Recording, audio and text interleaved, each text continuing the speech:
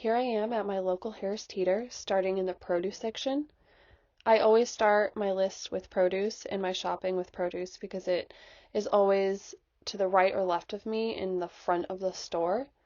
This saves me time and knocks off a bunch of things from my list as soon as I get there. I like to go when I know it won't be crowded, but that is not always the case on weekends. So on days when it is crowded, I will bring my headphones or even get myself a cup of coffee before I shop. I don't know if you saw, but there's a little Starbucks right at the front of the store as well. I just make it a point to be in a good headspace before I begin shopping. My produce this trip includes broccoli, Brussels sprouts, leafy greens, onions, garlic, celery, cabbage, bell peppers, lemons and limes, snap peas, mushrooms, and cilantro.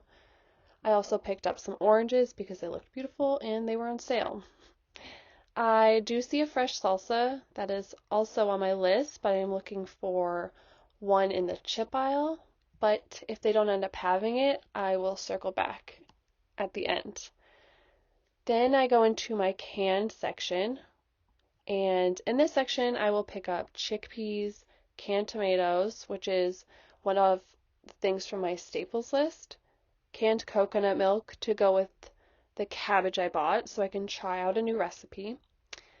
And I look for a low-fat coconut milk to lower the amount of saturated fats I consume, but that is my only alteration for the recipe that I'm going to try out.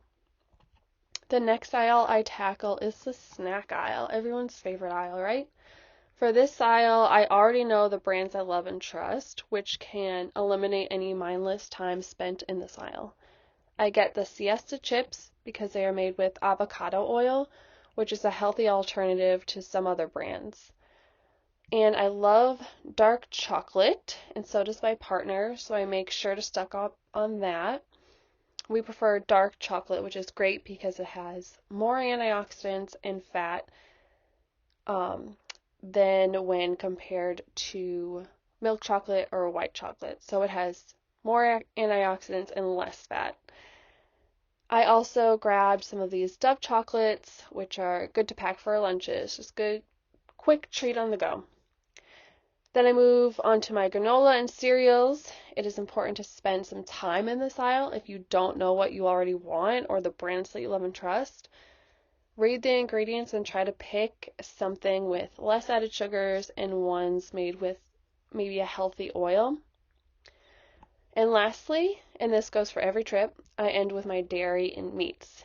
This trip I only needed cottage cheese and some cheddar, but normally I get milk and yogurt.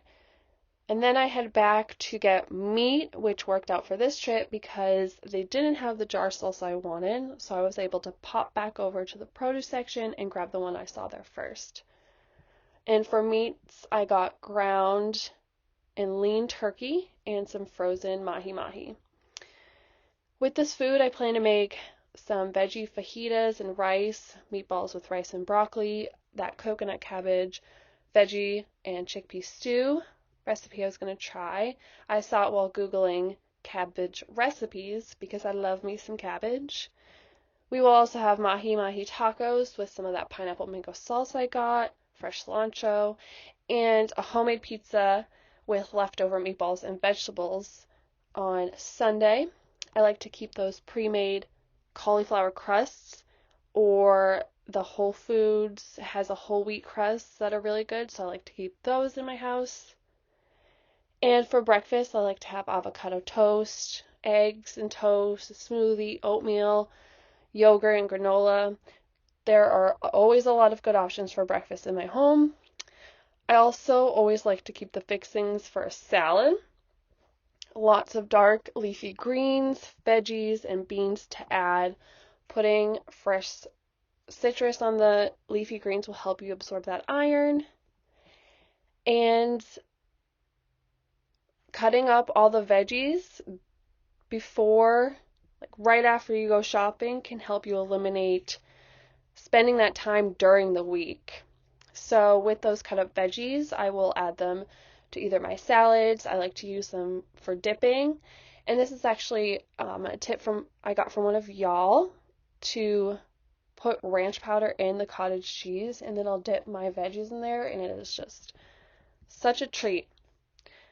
And then, so again, the layout is super important at a grocery store, and think of it as a U. All the cold, frozen, and refrigerated things are going to be on the perimeter of the store, making that U.